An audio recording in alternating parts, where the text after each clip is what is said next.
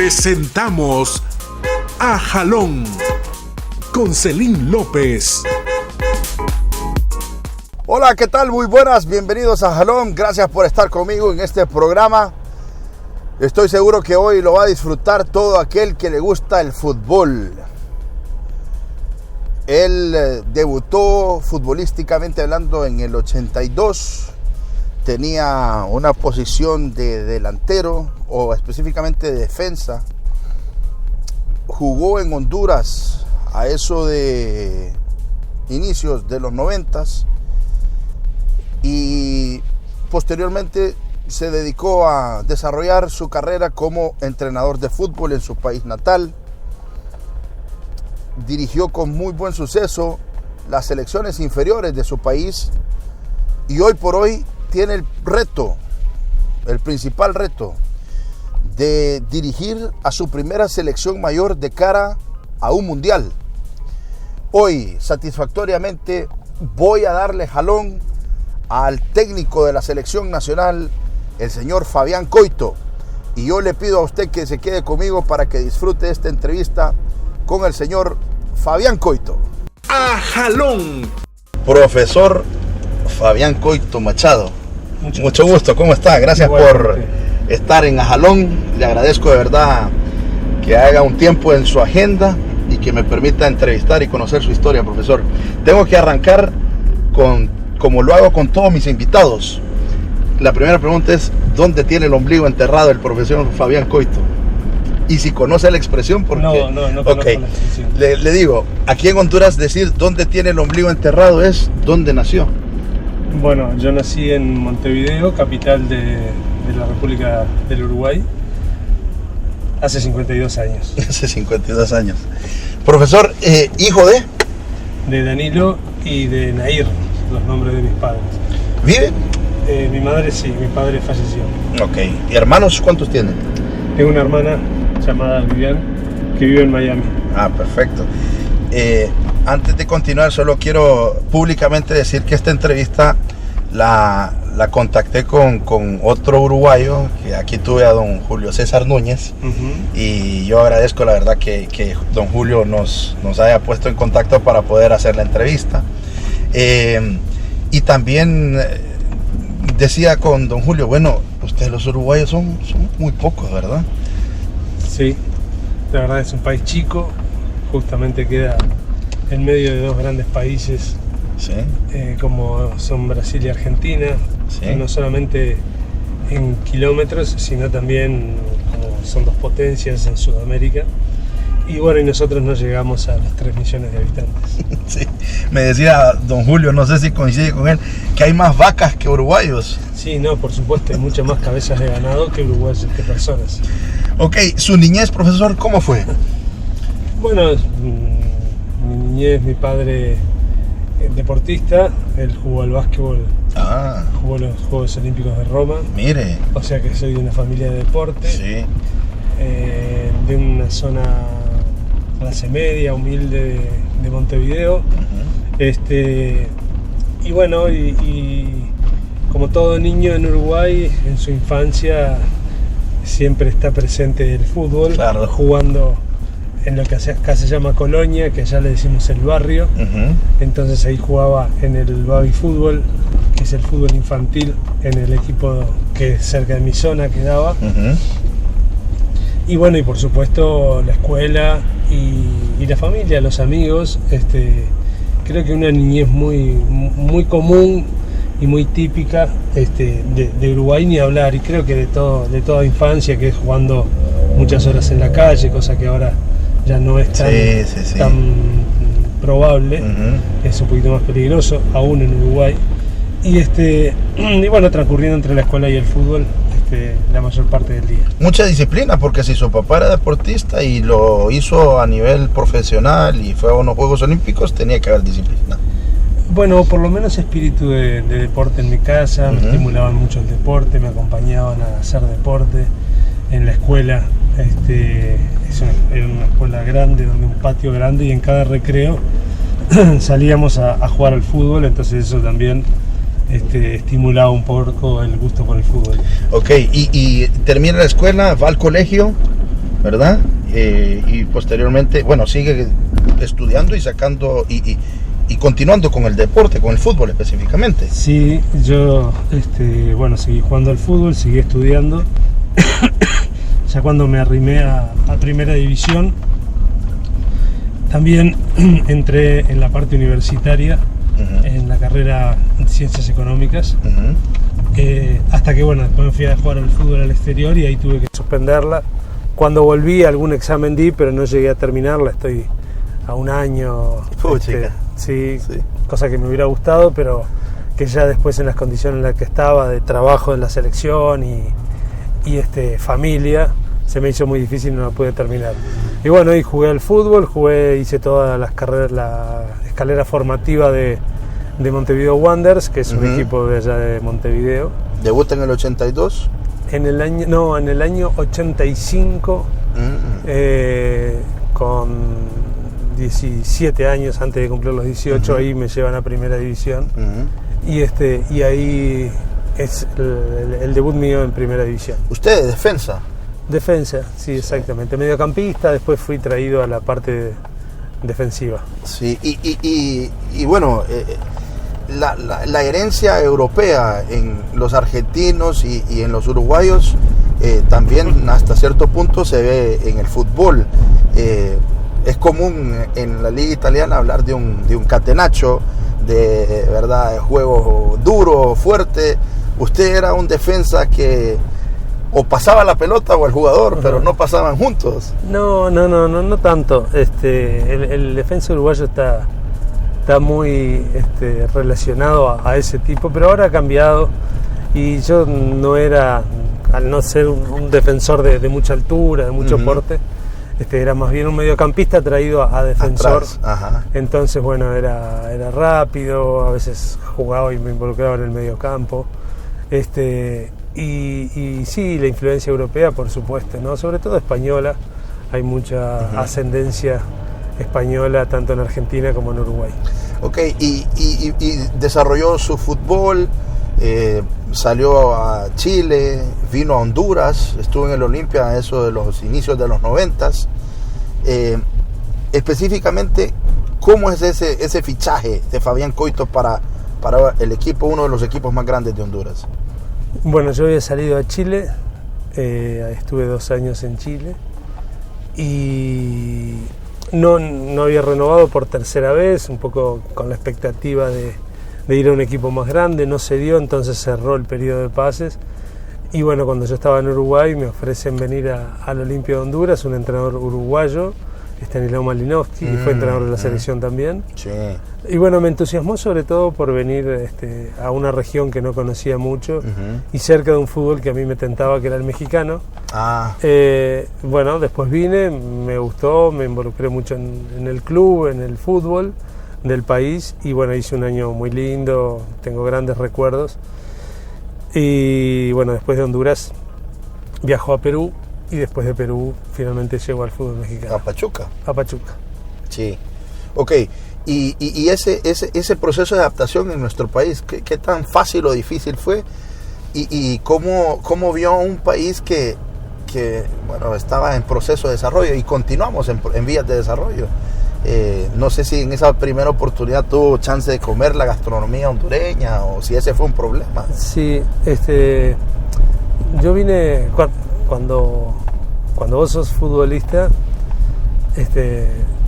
más allá de que puedas ser más maduro según la edad que tengas o según también tu formación, tenés 20 y pico de años y siempre tenés las expectativas de ir creciendo y desarrollando.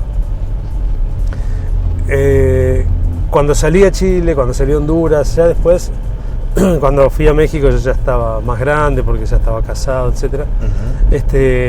El cambio y la adaptación que sentí fue algunos cambios que hay con respecto al fútbol uruguayo, ¿no? Sobre todo en lo que es las condiciones. Allá es muy importante el vestuario, la relación entre los futbolistas. Sí. Es muy común que compartir con un compañero de equipo un asado, claro, o después del entrenamiento irnos todos juntos a comer algo. Sí. Y acá no era tan común. Cada quien para su casa. Sí, y ni siquiera nos duchábamos en el lugar del entrenamiento, que me parece que eso es muy bueno, muy importante, porque permite compartir horas y ir relacionando, irnos conociendo, que es lo que después va a pasar en el campo, ¿no? Es necesario un conocimiento fuera para facilitar todo dentro. Sí. Y eso diríamos que fue lo que más sentí. Después, bueno, la adaptación a otro fútbol diferente, pero cada fútbol tiene su particularidad, su idiosincrasia, así que por una razón o por otra, siempre que uno cambia de país hay un periodo de adaptación y aparte un cambio lógico que se da por el cambio de cultura a nivel general y también a nivel deportivo. ¿Disfrutó su carrera futbolística? Sí, yo llegué, cuando más niño soñaba por supuesto con llegar a Europa, por ejemplo. Me parece que no era fácil, antes los extranjeros en el fútbol europeo estaban acotados a un número determinado por equipo. Tuve alguna posibilidad de ir al fútbol suizo, no se concretó, y después entonces la ilusión era llegar al fútbol mexicano, que me pareció que era otro fútbol. Una liga fuerte, competitiva. Tuve la posibilidad de llegar a un club que hoy es uno de los clubes más grandes de México. En ese momento estaba en vías de desarrollo, no era lo que es hoy Pachuca, si bien se mantiene el presidente, su gerente deportivo, todos son las mismas personas que siguen al frente del club. Pero disfruté mucho, sí, tengo amigos que hice para toda la vida. Se puede decir, porque usted me dice jugar en el fútbol europeo y no sé si faltaría su ética, pero ¿cuál es su equipo al que usted sigue en Europa, por ejemplo? Sinceramente no tengo un equipo al que siga por un tema de sentimiento. Me gusta el fútbol europeo y cada uno con su particularidad. Por supuesto, las tres ligas más importantes, la inglesa, la italiana y la española, y cada una con su característica, la táctica de la italiana, el juego y esta metodología nueva de juego de posición del fútbol español, y la Liga Premier, que diríamos que tiene los mejores jugadores del mundo, donde bueno, ha cambiado mucho el perfil del fútbol inglés, de un fútbol directo, frontal, a un fútbol ya mucho más jugado.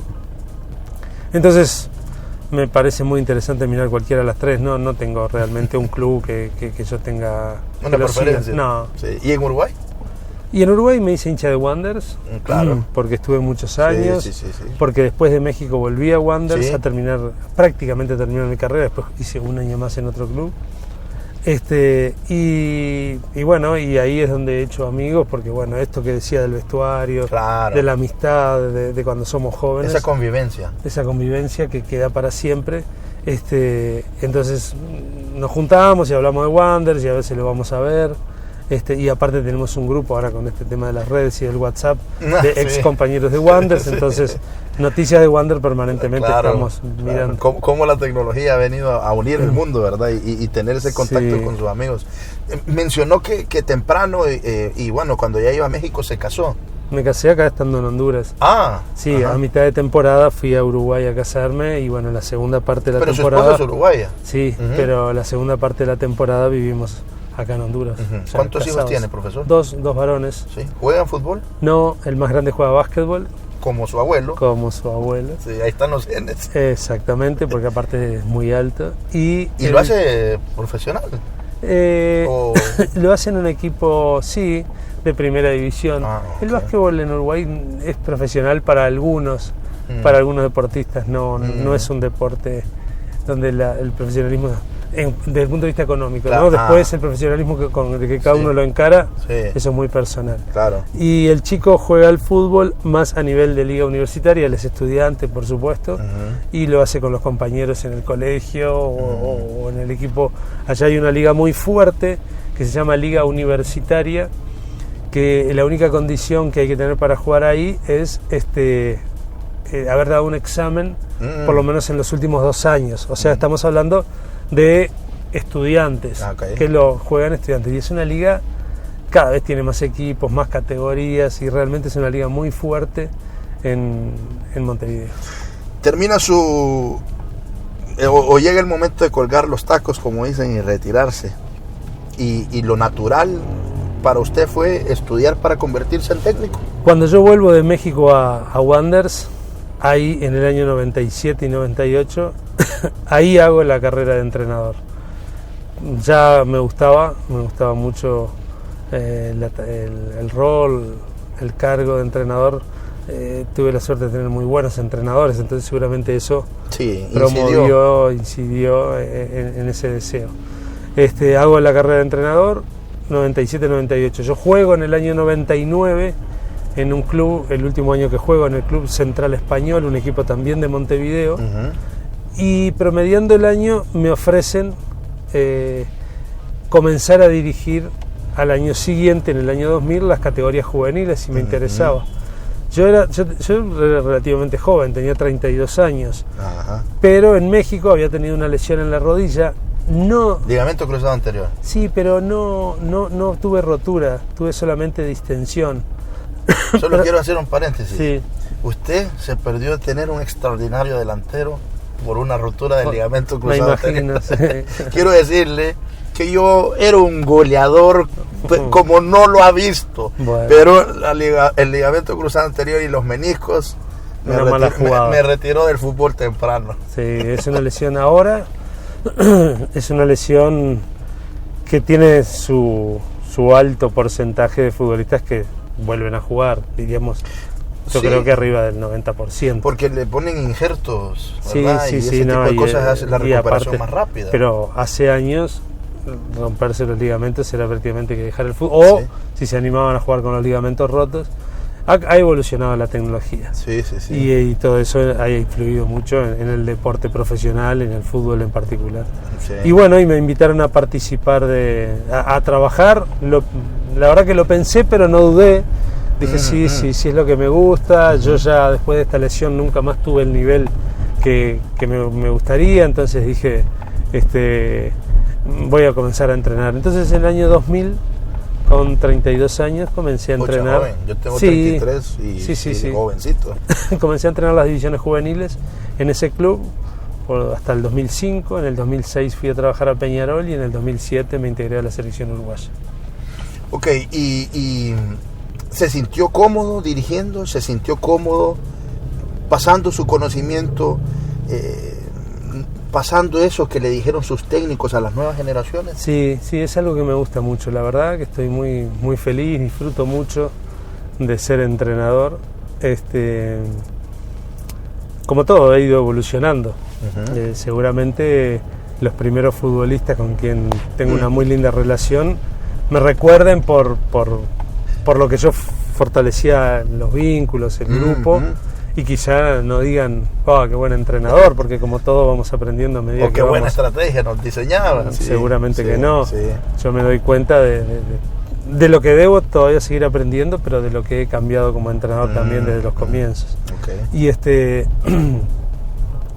Y bueno, y ahí comencé a entrenar y disfruto y me gusta. Lo que pasa que, claro, he ido avanzando, he ido creciendo y me he ido insertando en la tarea de entrenador en el fútbol, diríamos, de alto rendimiento, porque trabajar en la selección, trabajar acá en la selección a nivel adulto, ya es una competencia exigente. Claro. Y bueno, y ahí a veces se disfruta un poquito menos producto de todo aquello que está en el entorno de ese lugar que estoy ocupando.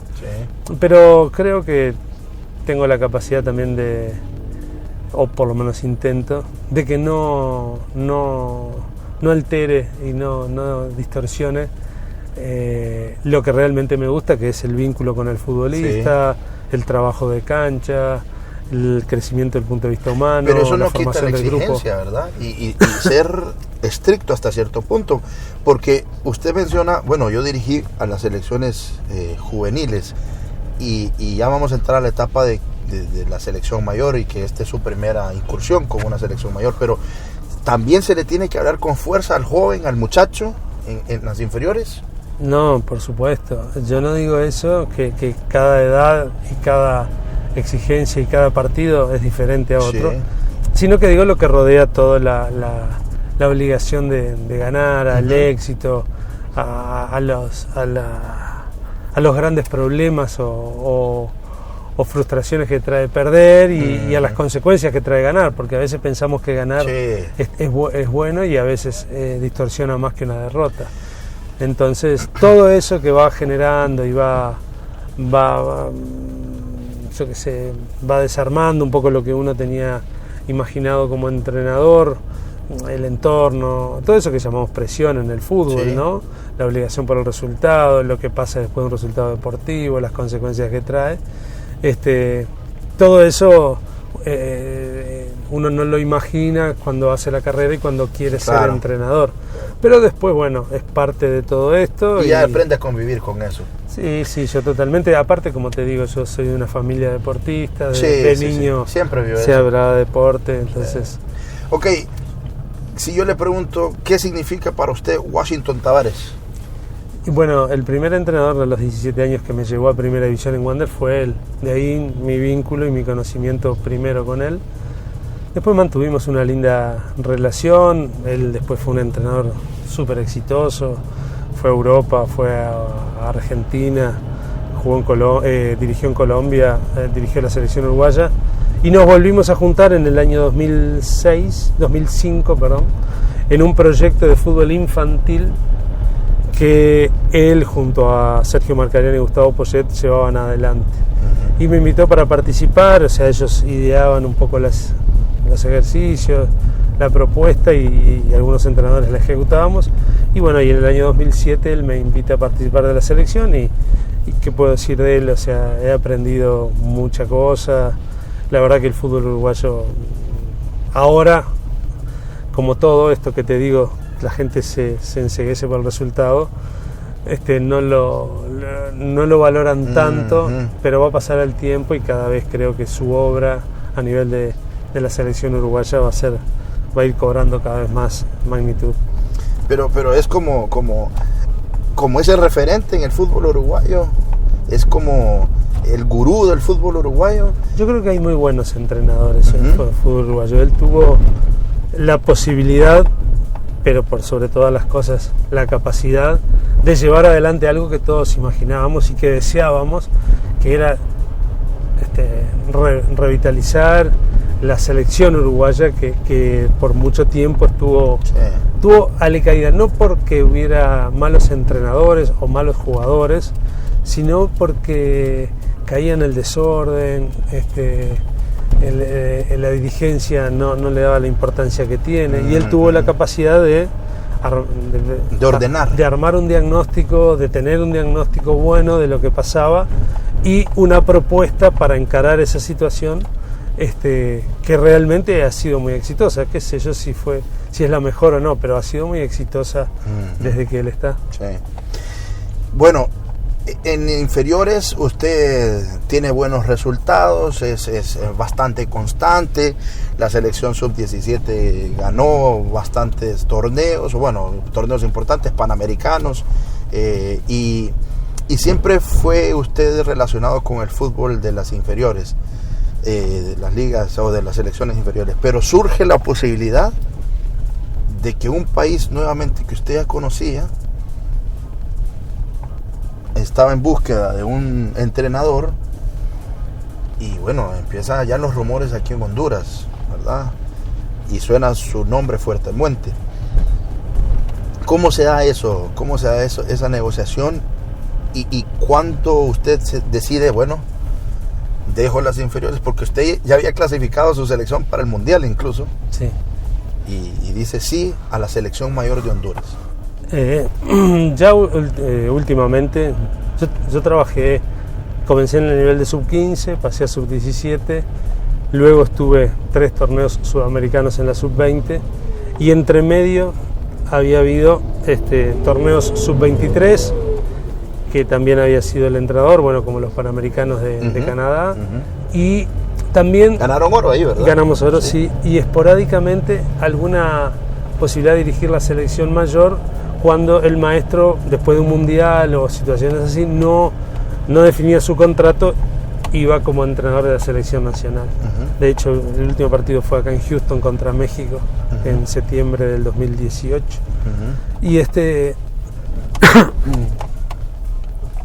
Y Y bueno, y entonces yo ya tenía en mi mente que bueno, o a nivel de selección nacional de Uruguay tenía un desarrollo, un crecimiento, una mayor responsabilidad, o empezaba a considerar aquellas posibilidades que me estaban llegando y que yo las iba desechando por el hecho de bueno, darle continuidad a mi trabajo en la selección y que me pareció que... Bueno, y que tenía un mundial por encarar.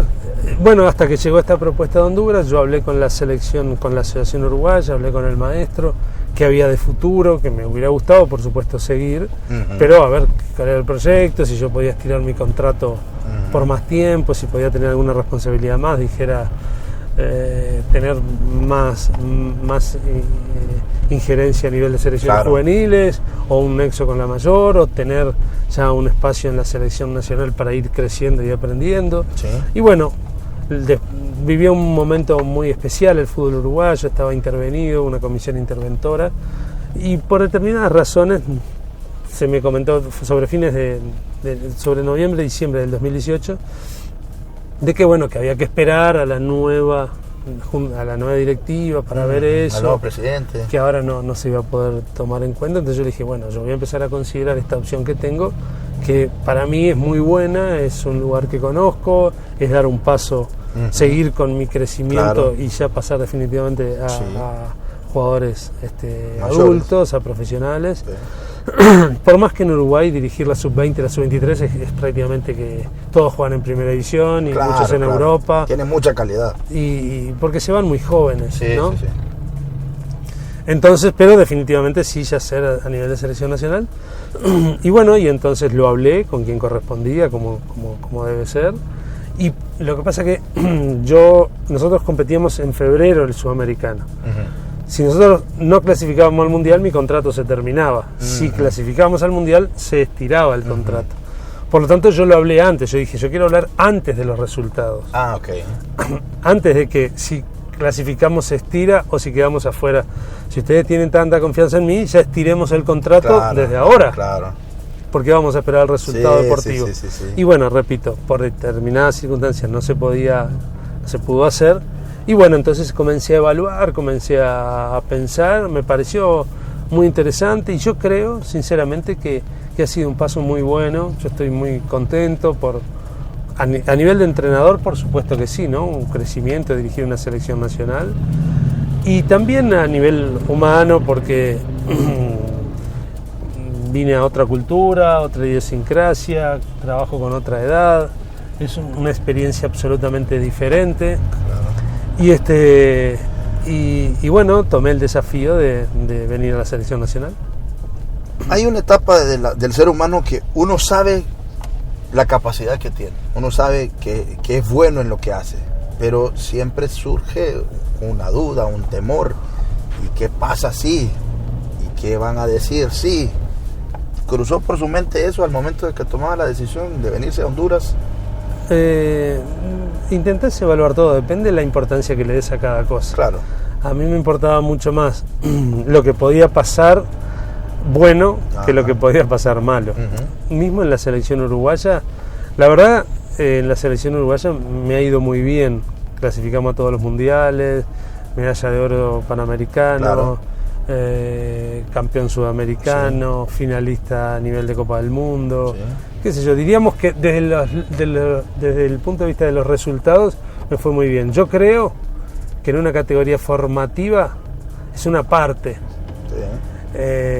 no es lo único ganar para evaluar, pero diríamos que eso es lo que va a quedar a lo largo del tiempo, y ahí me fue muy bien.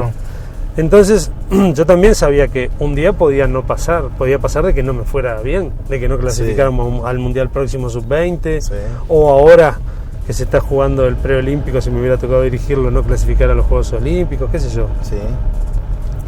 Y entonces también en Uruguay eso podía llegar a pasar, de la misma manera que puede suceder en un nuevo desafío, sea o el que algún día haga, de que pueda que los resultados no sean desesperados. Y eso está dentro del fútbol, y para eso también hay que prepararse. Porque siempre nos preparamos para ganar y una estrategia y el juego, pero también hay que prepararse para saber de que se puede perder y estar tranquilo y saber que se hizo todo lo mejor y que eso sea una fuente de información para cuestionarnos lo que viene por delante. Evalúa todo y dice sí a la selección nacional de Honduras. ¿Lo comentó con su esposa? Sí, claro. ¿Qué le dijo ella? Y bueno, la gente que no está en el fútbol, o sea, que no está directamente, que mi vínculo no es por el fútbol, que es un vínculo afectivo, lo mira más por el hecho de decir, uy, te vas, y la familia y todo, que por el desafío laboral, por la propuesta.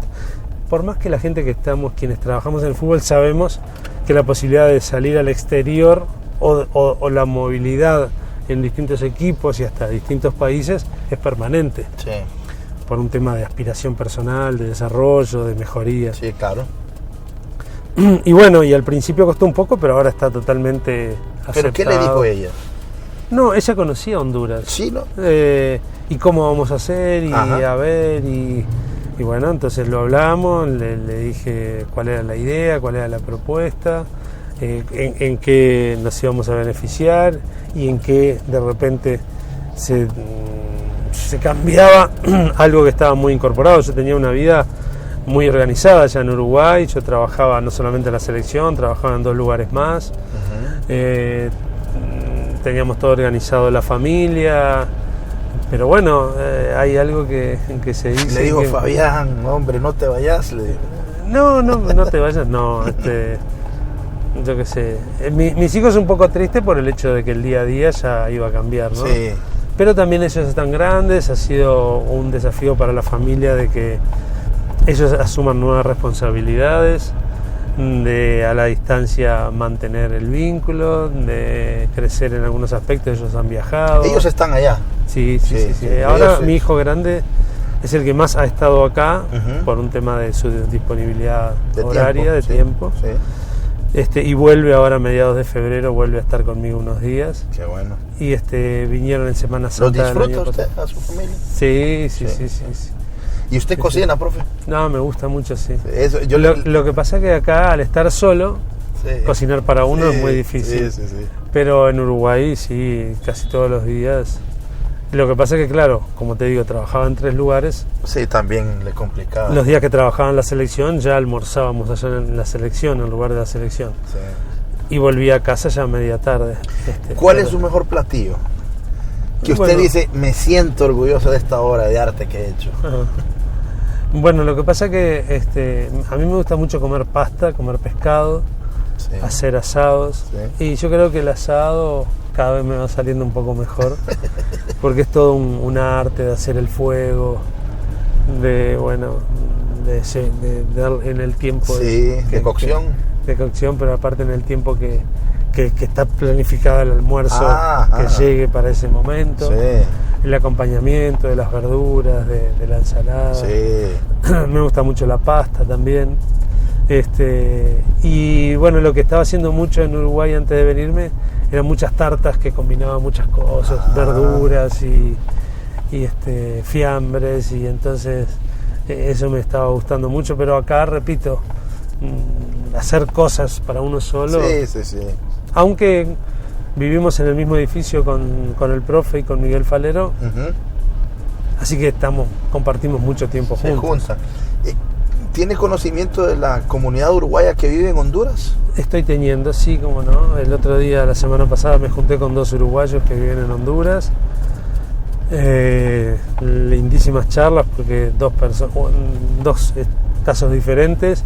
Uno que ya formó su familia acá, se quedó a vivir definitivamente, y otro que está por una organización internacional, circunstancialmente en Honduras, desde hace 1 año y medio, y le quedan 6 meses más acá. Y bueno, y fueron muy, muy ricas para mí las charlas, porque me permitieron conocer bastante más que lo que yo conozco, que muchas veces se circunscribe al fútbol y al deporte. Es una burbuja prácticamente. Claro, y la verdad que la sociedad, un país, una ciudad es mucho más que eso. Sí. ¿Y tomaron mate? Sí, claro. Yo tomo mate todos los días. Ok. Venimos de... Bueno, nosotros los hondureños, usted tiene que saber que aquí hay 9 millones de técnicos.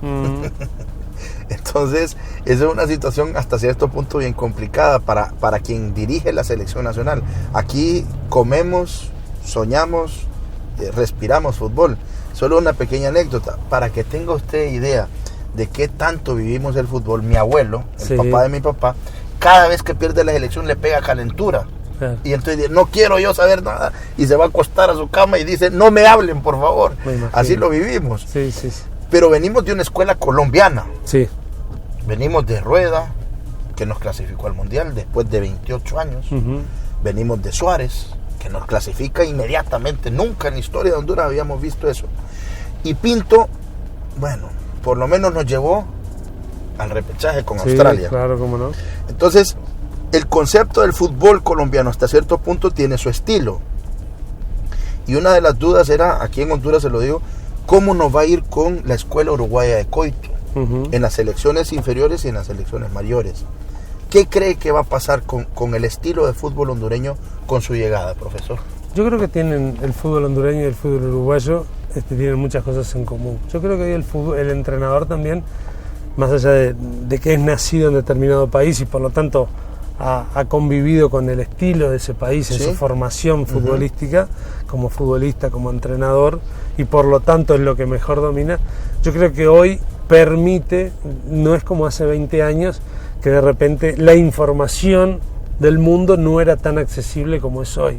Hoy, más allá de que uno es nacido en un país, tiene acceso a la formación del fútbol de varios lugares, las metodologías de trabajo, se viaja mucho, se comparte con entrenadores. Entonces las escuelas de otra época, diríamos, que eran a rajatabla según el lugar de donde se hubiera formado el futbolista o el entrenador, hoy están un poco más abiertas y me parece que están más también compartidas con otros estilos.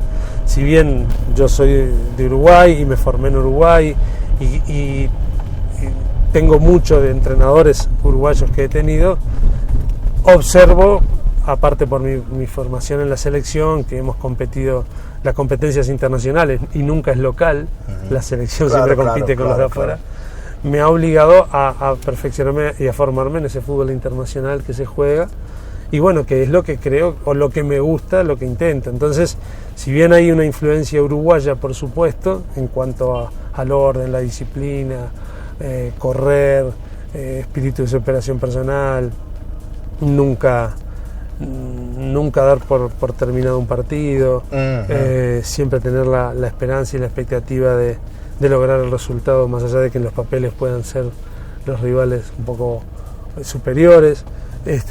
Creo que el fútbol hoy también, bueno, ha tenido una evolución y también lo he marcado bastante en las selecciones juveniles de Uruguay, con todo este cambio importante de mediocampistas, que antes el mediocampista uruguayo era un mediocampista fuerte, duro, de mucho FAU, donde su fortaleza se basaba en la recuperación de balón, como debe ser, pero aparte en el relevo, en la táctica. Hoy han aparecido futbolistas mucho más todoterreno, que se involucran en defensa y en ataque, y eso lo he ido aprendiendo, por supuesto, a medida que he ido compitiendo, y muchas charlas también con Tavares. ¿Y eso lo pretende implementar? Y bueno, es en lo Honduras? que soy yo como entrenador. ¿Y lo pretende implementar en el fútbol hondureño? Yo miro permanentemente, todas las mañanas me levanto y hago ejercicio y pongo siempre un partido mientras estoy haciendo un poco en la cinta correr, y miro y bueno, y observo la sub-23 y la mayor, partido de Nation League de los Panamericanos, y bueno, y veo que indudablemente tenemos que seguir creciendo y desarrollándonos para poder competir a nivel internacional. Ahora, Fabián Coito, que jugó en la Liga Nacional, y Fabián Coito, director técnico de la Selección Nacional, ha visto una evolución de los inicios de los 90 a hoy, a la actualidad, en la Liga Nacional, por ejemplo, que en teoría es de donde deberíamos de sacar la materia prima para integrar nuestras selecciones. Seguramente ha habido una evolución, ha habido un cambio seguro. Yo igualmente veo un fútbol muy lento, muy anunciado, producto también de la formación y de las canchas. O sea, cuando uno mira el fútbol de la liga, no podemos imaginar que el cuchillo hay que meterlo ahí. El cuchillo hay que meterlo donde se forman esos jugadores. Ahí es donde tiene que venir la transformación del fútbol hondureño. En la formación del futbolista, en la capacitación de entrenadores, que influye directamente en la formación de los futbolistas, en los campos y también en la competencia juvenil, que tiene que ser mucho mejor que la que es actualmente, en mejores canchas, en algún complejo deportivo, y también que los de 15 años compitan con los de 15, porque uno de 15 no puede competir con uno de 18. Habrá algunos casos excepcionales que pueden, pero si no se desmotiva. Cuando uno hace algo en un lugar donde se ve totalmente superado, y lo que fluye es la desmotivación. Claro. Inmediatamente me desmotivo, yo esto no lo puedo hacer.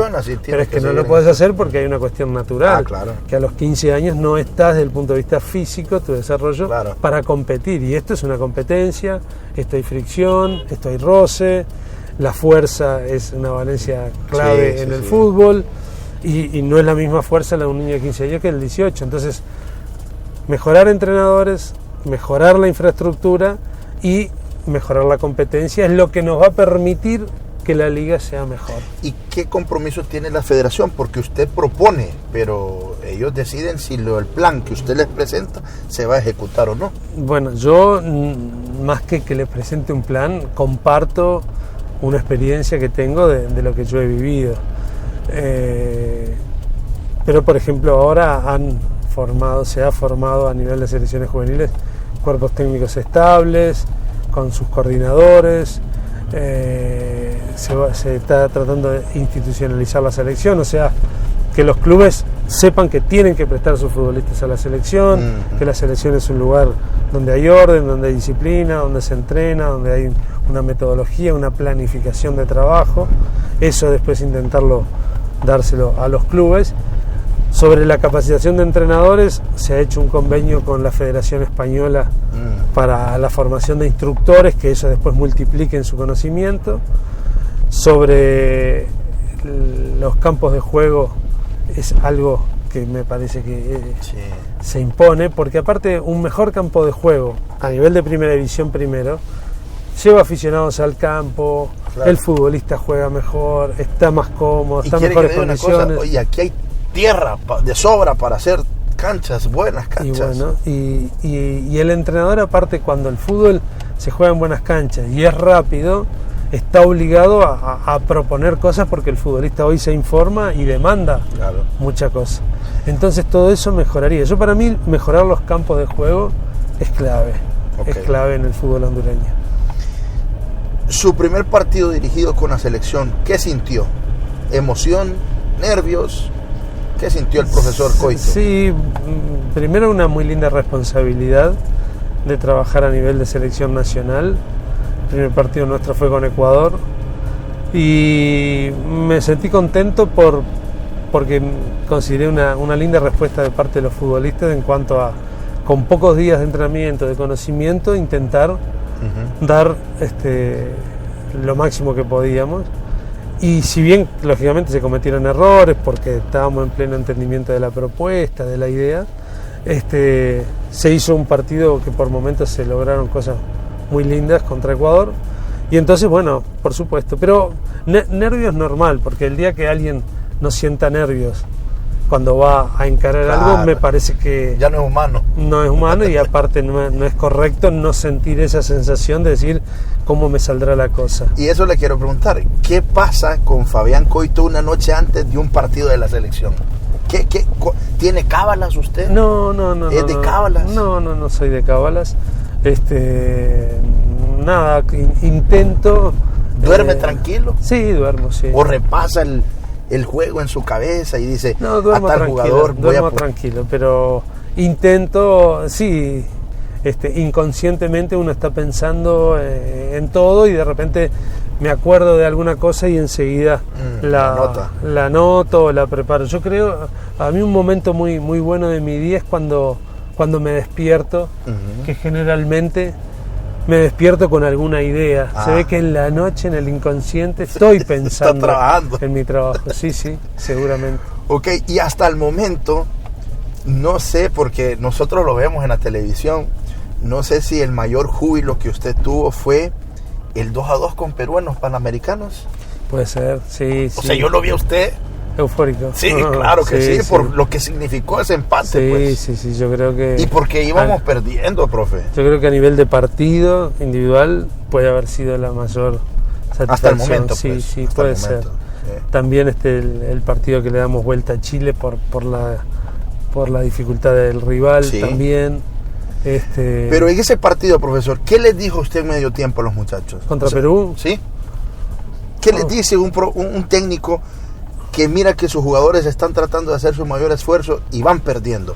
Porque muchas veces en su era hemos visto que Honduras va perdiendo y le da vuelta a los partidos. Sí, eso es verdad.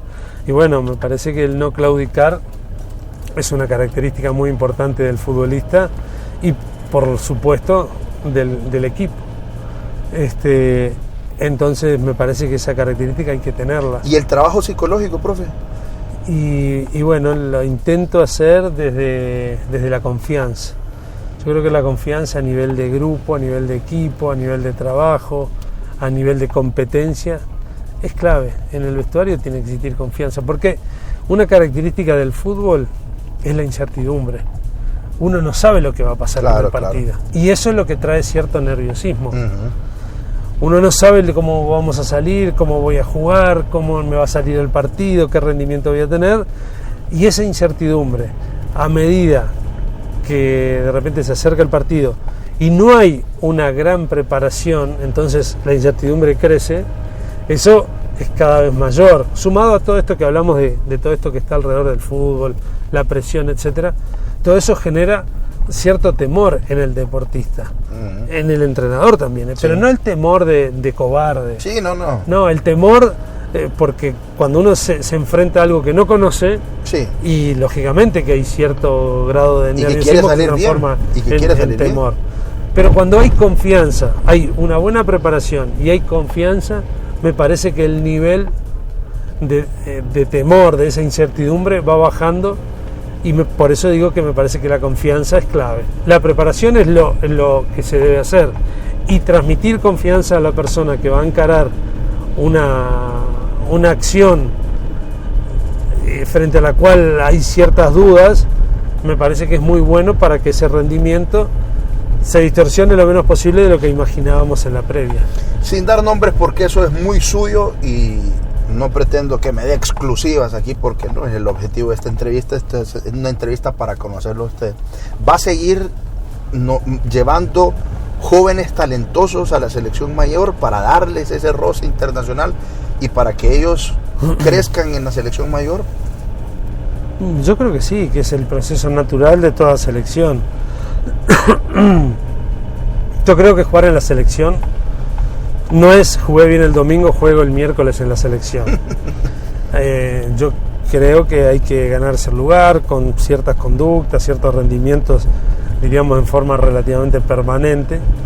Por lo tanto, la aparición de jóvenes lo que nos da a nosotros es, bueno, hay que seguirlo, hay que observarlo, hay que mirarlo, hay que ver su evolución. Cuando esa evolución y ese crecimiento se mantiene en el tiempo, diríamos que ya puede ser un futbolista para ser elegido en la selección. Pero también en la selección ya hay otro en su posición. Claro. Entonces, cuando ese jugador por determinada razón baja su rendimiento o empieza de una manera u otra a dar espacio a la competencia del otro, ahí es que incorporamos a un joven. Pero tampoco el jugar y el poner jugadores jóvenes para decir lo puse yo, como a veces hacemos los entrenadores, que nos gusta decir, sí, conmigo fue la primera vez que jugó y yo fui el que lo descubrí. Los entrenadores no descubrimos a nadie. Los entrenadores solamente tenemos intuición, que es una de las características que debe tener el entrenador, basada en su experiencia, en su conocimiento, imaginar que determinada situación, determinada estrategia o determinado futbolista puede ser el ideal para esa situación, y después darle confianza, darle mucha confianza. Me parece que la confianza es algo clave. Hay que planificar, y esa planificación en base a esa preparación y con un alto nivel de confianza me parece que es la mejor manera en la que puede llegar un equipo a competir. Hablarlo es muy fácil, ahí está la clave, cómo hacerlo, cómo. Sí. Fíjese que nosotros aquí vemos cómo es la conducta hasta cierto punto de algún jugador, porque se quejaban, por ejemplo, de la forma en que entrenaban ciertos directores técnicos.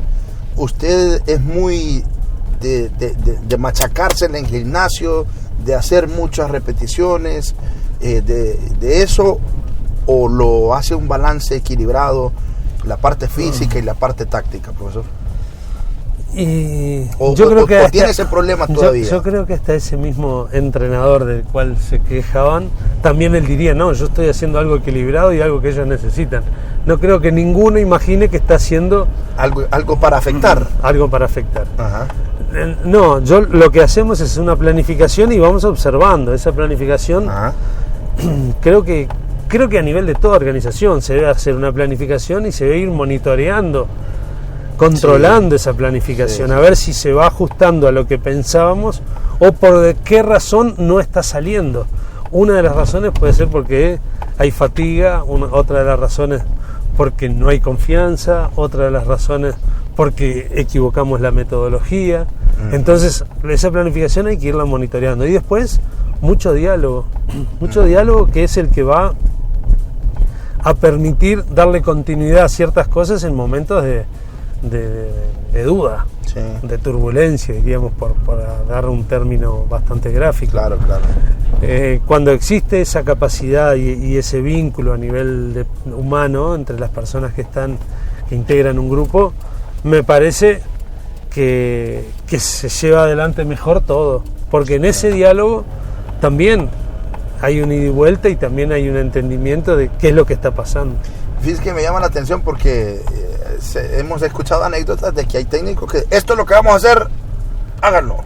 Y usted en toda esta entrevista ha dicho el diálogo, comunicarse, estar cerca, la relación con el jugador. Lo viví como jugador y lo quiero implementar, hablarse, que sean amigos.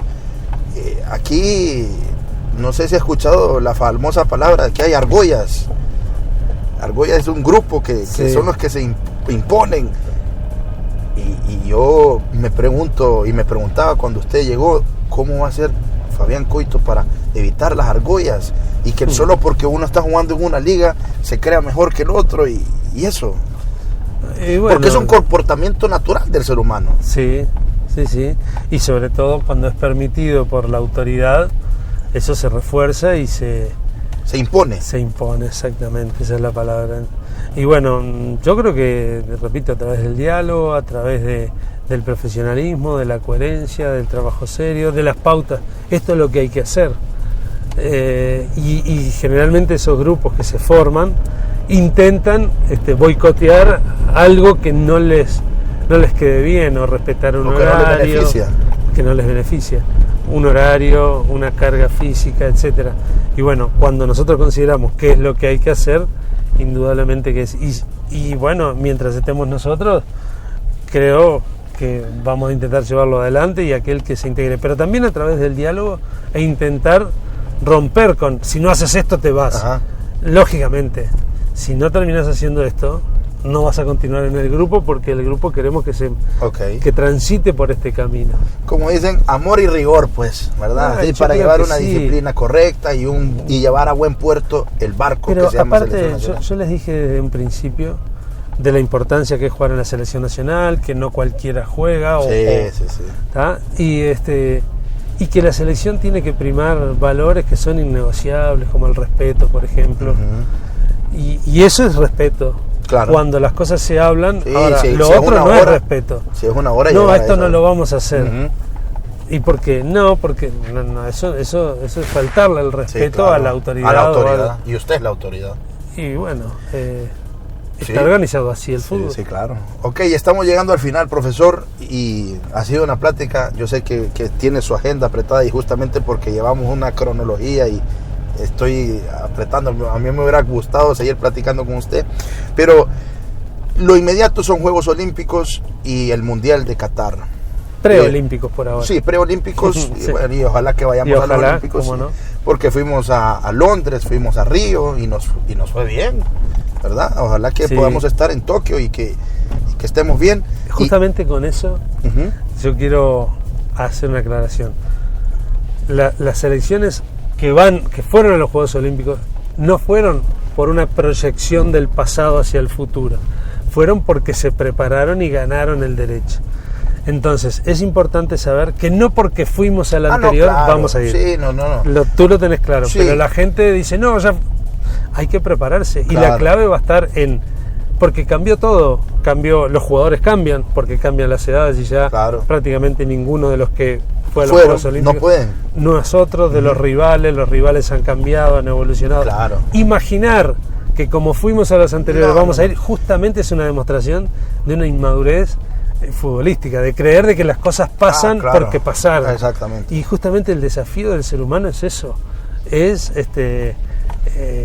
romper esa estadística. Para nosotros mantenerla, pero para los otros van a tener el desafío de decir, sí, no fuimos, pero vamos a prepararnos para ir ahora. Claro.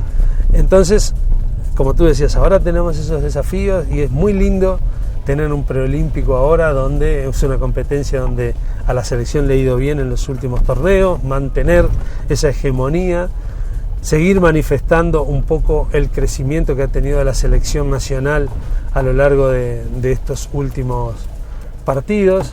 Y bueno, y para eso hay que prepararse, hay que planificar, hay que prepararse, hay que hacer un seguimiento de los futbolistas, estimularlos, que crezcan, porque el nivel de un equipo lo da a sus jugadores. Proyectémonos al futuro. Yo sé que no es correcto, pero proyectémonos al futuro. Y en el último partido de la etapa clasificatoria, Honduras logra ir al Mundial de Qatar 2020. ¿Qué va a sentir Fabián Coito? Y bueno, una alegría porque podría decir, bueno, devolví la confianza que tuvieron en mí al momento de irme a buscar. Entonces esa satisfacción y esa gratificación supera cualquier otra cosa. ¿Diría que ese día se gradúa? Puede ser, sí. Sí, ¿verdad? Sí, claro. Ok, ¿cómo quiere que Honduras entera sea que usted se quede? Porque yo diría, la clave para los procesos es la permanencia y es la continuidad. Es el tiempo. O sea, muchas veces incluso pasa en la política. Pretendemos que en 4 años todo cambie y viene otro gobierno y todos los 4 años anteriores se olvidaron y empieza a hacer lo de él. Por eso hasta cierto punto la evolución del fútbol o la permanencia o la calidad con la que juega Uruguay por la continuidad de Washington Tavares. Y yo decía, ¿por qué no replicamos el efecto Washington Tavares con Coito en Honduras?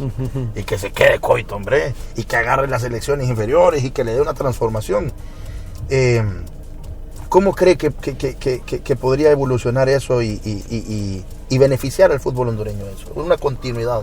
Yo creo que la continuidad, sea de quien sea, más allá, no voy a estar hablando de mi caso, y es beneficioso, sobre todo cuando la persona está comprometida. Cuando está comprometida, cuando está contenta, cuando quiere, cuando se prepara, porque aparte la continuidad permite irnos equivocando e ir corrigiendo, y es la forma de mejorar a partir de ciertos errores. Entonces, la continuidad en el tiempo da orden, da disciplina, da continuidad a algo que se está haciendo, y me parece que para cualquier selección es muy importante. Sin ánimo de ser infidente, ¿ese contrato suyo con la federación está basado en resultados o hay posibilidades de que usted también extienda su periodo aquí? Sí, claro, como hay posibilidades.